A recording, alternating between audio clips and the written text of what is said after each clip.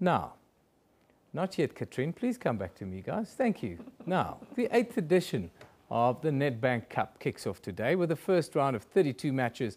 Well, pitting Orlando Pirates, Tornado FC at Orlando Stadium, while Black Aces takes on Maritzburg United at Bombala Stadium. Football meets fashion. Should be interesting. Katrine has all the detail. Oh yes, thank you, Eben. The Nedbank Cup this year aims to be even bigger and better than before by making the things that really matter happen. Nedbank last year also introduced a new element to the mix, fashion, and gave birth to Football Fan Couture, pairing up with top designers and football superfans to create one-of-a-kind couture outfits. Now, joining us today is Nkosinathi Msiza, the Senior Communications Manager of Nedbank, and from our studio in Cape Town, we're also joined by fashion designer Gavin Rajah. Welcome to the show, Gavin. Nkosinathi, welcome. Okay. Thank you for joining us this morning. Thank you so much, Katrine. Nkosinathi, I would like to start with you. It was a big, massive launch earlier this week. Just give us the brief lowdown of how it's going to go this year and how are you guys making things bigger and better this year? So the Nedbank Cup is entering its 8th edition. And now, having learned and taken in the lessons over 7 years of partnering with the PSL, Nedbank is saying, how can we connect even more with our customers, with our communities, and with our football fraternity and demonstrate what it really means to make things happen. So as you've rightfully said, Nedbank is about making things that really matter happen this year. So we've got something for football players, we've got something for fans, we've got something for people who love fashion, we've got something for our communities. All in all, we are saying, how can we partner with our communities and make things that really matter happen for everyone in South Africa? Now, last year you introduced the whole Football Fan Couture line, where top fashion designers teamed up with the super fans. How did it go? I understand it was a massive success. And then on the back of that, how are you making it even bigger and better this year? Football Fan Couture exceeded our wildest expectations. The collision of football and fashion. Who thought those two worlds could come together? As South Africans, we sometimes separate the two, but the passion of football supporters matched with the designers that we had last year was simply amazing. It is for that reason that this year we've taken it a step further. We're partnering with the likes of Gavin. We're partnering with 15 other designers, 16 superfans, as well as 4 design schools, and we're saying, how can the two worlds come together and produce what becomes a national symbol of how two worlds come together and really make things happen? Well, Gavin, on that note, can you tell us a bit more about your decision to get involved with this campaign? Did you follow the campaign last year as well? You know, I was very aware of the campaign last year as such, but this year, you know, I was really kind of obviously flattered in terms of being asked for it. But I think more than anything else, I think my interest really is about mentorship, about younger kind of people and their involvement in design and fashion. So for me, that was like a really, really interesting part of things.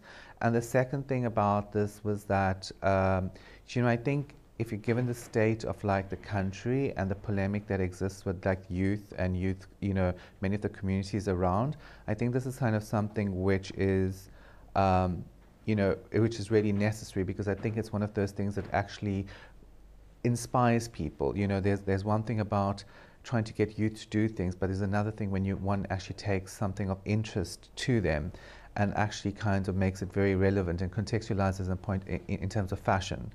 So for me, that was of the greatest interest, I think, in the fact that I was able to contribute in, you know, in kind of like maybe the swell of kind of a positive spirit.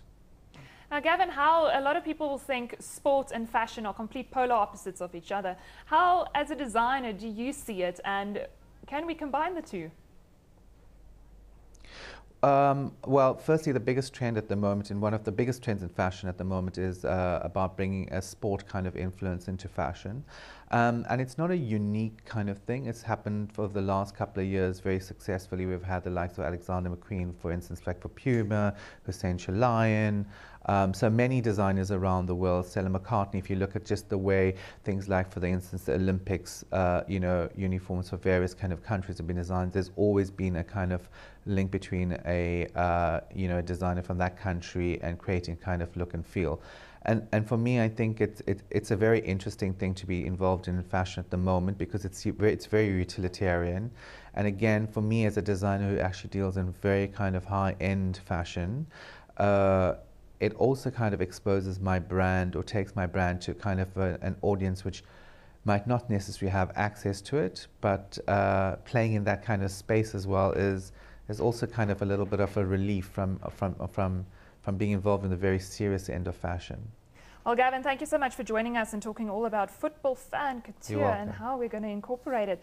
Nkosinathi, I would just like to end with you. Gavin also spoke about the mentoring of young designers. You also have the Kiona Team Search this year. Tell us a bit more about those programs that you guys plan on incorporating the youth. So the Nedbank Kiona Team Search is going into its 3rd edition, and it is a call to young men between the ages of 18 and 25 across the country to prove that anyone can be extraordinary when they're given the opportunity. So the entries have opened. People can go across different tryout venues starting in April once the registrations have completed, and they can really get picked up by big selectors, the likes of the Bafana coach, Shakes Mashaba and Mike Mangena. And so far, you know, we've got more than 10 players who are now in the PSL. In fact, one of the Kiona players from last year was a captain of the Kiona team last year. This year, he may be playing in the starting lineup for Free State Stars, which is playing in the Nedbank round of 32. So it's really about enabling people to make their goals happen. To Gavin's point, the designers as well, it's about the skills exchange for the fashion designers upcoming, for the super fans who can start making a business of the outfits that they see, like Ubabu Baloyi, whom we worked with last year. So it's a great opportunity for everyone to partner with Nedbank and make their dreams happen.